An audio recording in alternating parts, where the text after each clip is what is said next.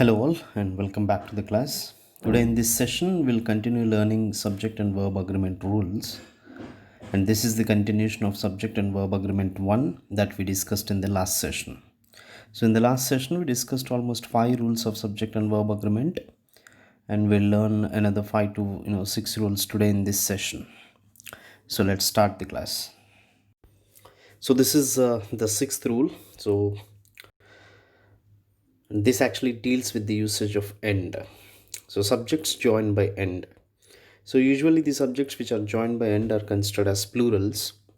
You can have a look at the example that is given there. The little girl and her mother laugh at the crazy clown.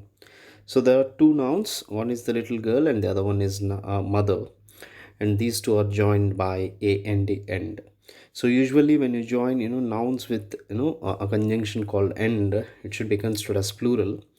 But there are some exception to this rule, and if you look at the bottom of this slide, there is one more example given.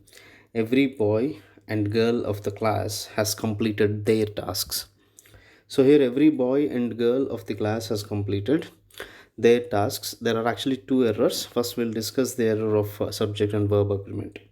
So here boy and girl in general it's a plural noun, but whenever a plural noun is actually preceded by every or each, it should be considered as singular. So what you need to remember is plural nouns, when they are preceded by every, they should be considered as singulars. So now this subject every boy and girl should be considered as a singular here. So that is why we have used a verb called has completed. Okay, has is a singular verb. So now in this sentence, okay, there is a proper agreement between subject and the verb, because although boy and girl is plural, since it is preceded by every, it should be considered as singular. So every boy and girl is considered as singular, and it has a perfect match with the verb called has completed. Okay, please write down in your notes. This is rule number 6. So whenever plural nouns are preceded by every, they should be considered as singulars. So the next rule. So this is rule number 7, and here we learn the usage of either or and neither nor. So whenever we use either or neither nor, there will be two subjects. And the problem that we face here is, with which subject do we need to agree the verb? So look at the example here. Either Ravi or his friends know the address. So in this example, you got two subjects. One is Ravi, which is singular, and the other one is his friends, which is plural. Now these two nouns are actually followed by a verb called KNOW, know. And now comes the question, with which verb should we agree this verb? Okay, do we need to take Ravi into consideration or his friends? So what should we consider as a subject?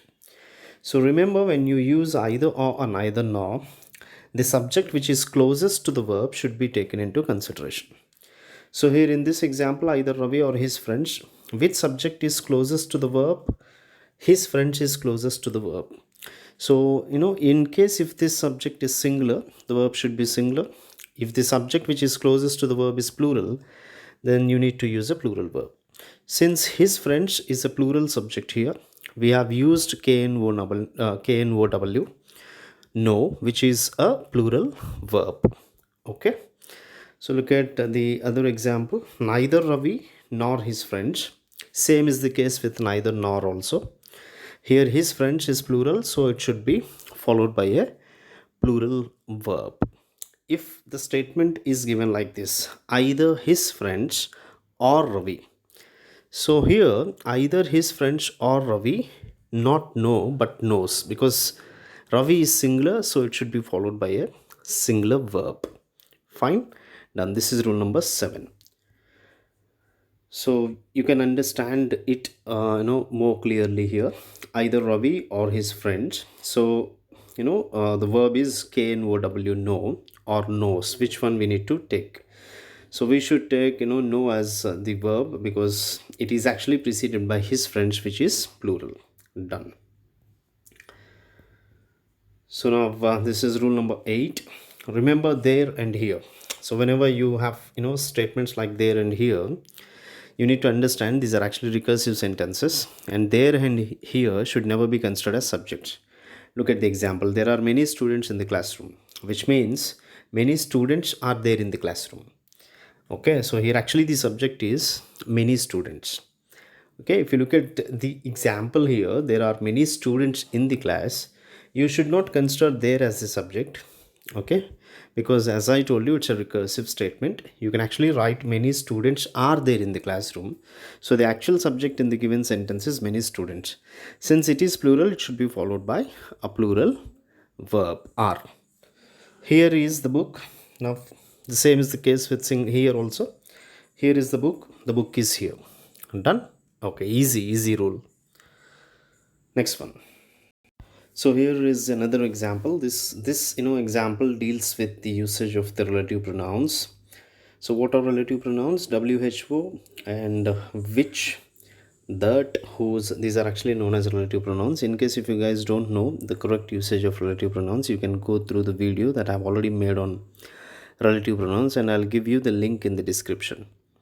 Okay, now let's try to understand this sentence. The employees who offers. So here WHO who, which is a relative pronoun, is actually followed by a singular verb called OFFERS.